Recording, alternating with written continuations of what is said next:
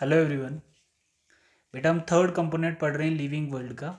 ठीक है, बहुत बेसिक से नोट्स बनाए मैंने आप लोगों के लिए कि चीज़ें आपको थोड़ी समझ आ जाएं। पेज नंबर 6 है, पेज का भी ध्यान रखना है थोड़ा आप लोगों ने।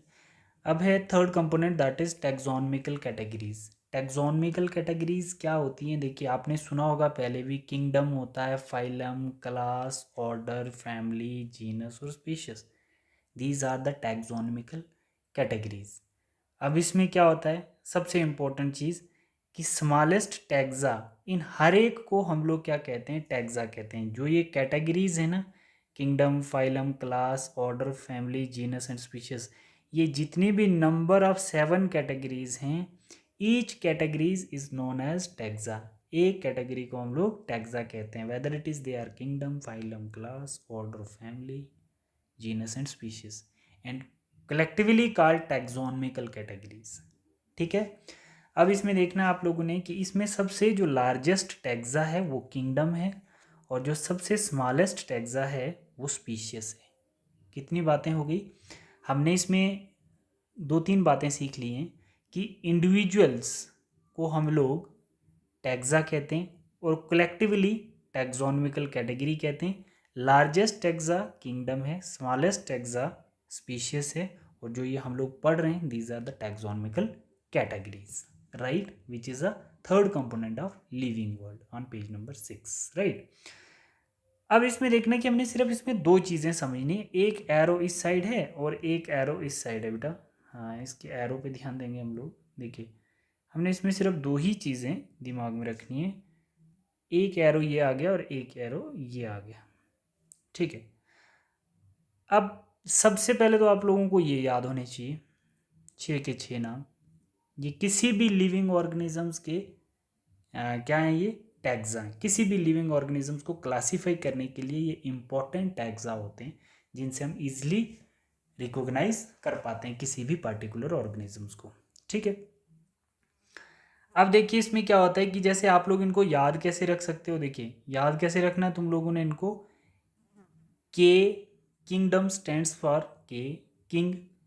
Phylum division stands for people died, class stand for cause, order stand for of, family stands for 5, genus stands for green, species stands for snake. कहने का मतलब kings people die because of 5 green snake.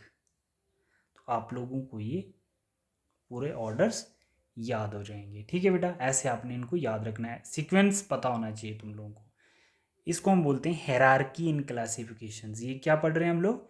Hierarchy in classifications पढ़ रहे हैं। मतलब kingdom से phylum, phylum से class, फिर ऑर्डर, फिर फैमिली, फिर जीनस और फिर स्पीशीज। तो ये नोमोनिक्स जो मैंने बनाया इसके अकॉर्डिंग आप याद करें। तो जब आप ऐसा लिख लेंगे तो इस पैटर्न को हम लोग हेरारकी इन क्लासिफिकेशंस कहते हैं। क्यों?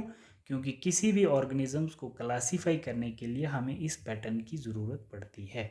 अब देखो ये एरो जो कहता है इंक्रीज इन ऑर्डर, यहाँ से देखना, increasing order of similarities, decreasing order of diversities.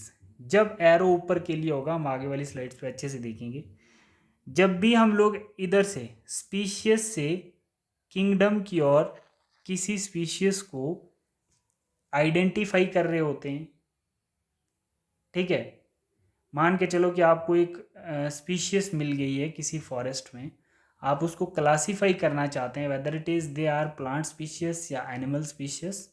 अगर आप उसकी स्पीशीज से चलते हो, आप देखोगे पहले अच्छा ये स्पीशीज है, फिर आप ढूंढोगे कि इसके पेरेंट्स कौन थे, फिर उसके ग्रैंड पेरेंट्स, फिर उसके बाद आप देखोगे हमारे डिस्ट्रिक्ट में है या नहीं है, फिर आप देखोगे उसका जोग्राफिकल लोकेशन हमारे स्टेट में है या नहीं है, फिर इंडिया में देखोगे, फिर आउट ऑफ इंडिया जाओगे। फिर जब आपको पता चल जाएगा, जब भी आप मतलब किसी स्पीशीज़ का जीनस ढूंढोगे, फिर उसकी फैमिली ढूंढोगे कि किस फैमिली से बिलोंग करती है, हमारा भी ऐसा ही होता है ना, फिर उसके ऑर्डर देखोगे कि किस ऑर्डर में रहती है, फिर आप देखोगे कि किस क्लास में पोजीशंस दिया है इसको, जैसे रेप्टाइल अलग होते हैं, मैमल्स अलग होते हैं, एव्स अलग होते हैं, ठीक है ना, एम्फीबियंस अलग होते हैं। फिर आप देखोगे किस क्लास में, फिर आप देखोगे फाइलम है कि डिवीजन है, प्लांट है कि एनिमल है, phylum represent animals and division represent plants, और फिर आप देखोगे कि क्या फाइनली ये हमारे राज्य में है भी या नहीं है। ठीक है बेटा, जब भी हम किसी भी स्पीशीज की स्टडी स्पीशीज से लेके किंगडम की ओर कर रहे होते हैं, किसी स्पीशीज को जब भी हम रिकॉग्नाइज करते हैं from species to kingdom, from base to top, तो उसको हम बोलते हैं इंक्रीजिंग आर्डर ऑफ सिमिलरिटीज। इसमें क्या होता है कि तब सिमिलरिटीज के आर्डर इंक्रीज हो रहे होते हैं, ठीक है, बट डिक्रीज कर रही होती है डाइवर्सिटीज। बात समझ में आ रही है आप लोगों को कि उस टाइम क्या होता है कि ऑर्डर जो होते हैं वो सिमिलरिटीज के इंक्रीज कर रहे होते हैं। मानो कि स्पीशीज कुछ थोड़ी मिली, उनके जीनियस ज़्यादा हो सकते हैं, फैमिलीज ज़्यादा हो सकती हैं, ऑर्डर में स्पीशीज ज़्यादा हो सकती हैं, क्लास में ज़्यादा हो सकती हैं, फाइलम ज़्यादा हो सकते हैं, किंगडम में ज़्यादा, बहुत ज़्यादा हो सकता है। तो मतलब सिमिलरिटीज इंक्रीज करेंगी। देखो ना, जैसे सिमिलरिटीज इंक्रीज कर जाती है ना, ये जैसे एक कोई है, इसके ये 2 बच्चे हैं, ठीक है, तो कहने का मतलब ये कितने ही हो सकते हैं, ये 4-5 लोग हो सकते हैं, उनमें से कुछ अनफर्टाइल हो सकते हैं, कुछ फर्टाइल हो सकते हैं। कहने का मतलब इसके भी 2 बच्चे होंगे, क्या पता इसके एक भी नहीं हो, इसके 3-4-5 होंगे। तो कहने का मतलब है कि जब नीचे से ऊपर के लिए जा रहे होते हैं हम लोग, है ना, किसी स्पीशीज़ को रिकॉग्नाइज करने के लिए फ्रॉम स्पीशीज़ टू किंगडम, तब इंक्रीज होते हैं ऑर्डर ऑफ सिमिलरिटीज़, सिमिलरिटीज़ बढ़ती हैं और डाइवर्सिटीज़, डिफरेंसेस कम होते हैं। और जब भी हम किंगडम से स्पीशीज़ की और किसी स्पीशीज़ को रिकॉग्नाइज करते हैं, मानिए कि हम लोग देखते हैं कि क्या ये हमारे राज्य में पाई जाती है, ठीक है, किंगडम राज्य, फिर हम देखेंगे क्या ये प्लांट है या एनिमल है, ठीक है, फिर हम देखेंगे किस क्लास में पाई जाती है, राइट, फिर हम ऑर्डर देखेंगे, फिर हम फैमिली देखेंगे किस फैमिली से बिलोंग करती है, फिर हम उसको जीनियस देखेंगे, फिर उसकी स्पीशीज़ पे बात करेंगे। तो जब हम ऐसा करते हैं, जब किंगडम से स्पीशीज की और रिकॉग्नाइज करते हैं किसी भी स्पीशीज को, तो उसको कहते हैं डिक्रीजिंग ऑर्डर ऑफ सिमिलरिटीज।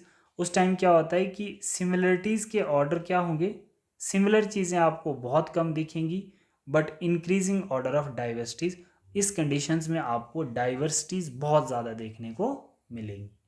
ठीक है बेटा, तो ये आप लोग इतना अभी के लिए आप याद रखें, हम नेक्स्ट स्लाइड में अच्छे से इस चीज़ को डिस्कस करेंगे।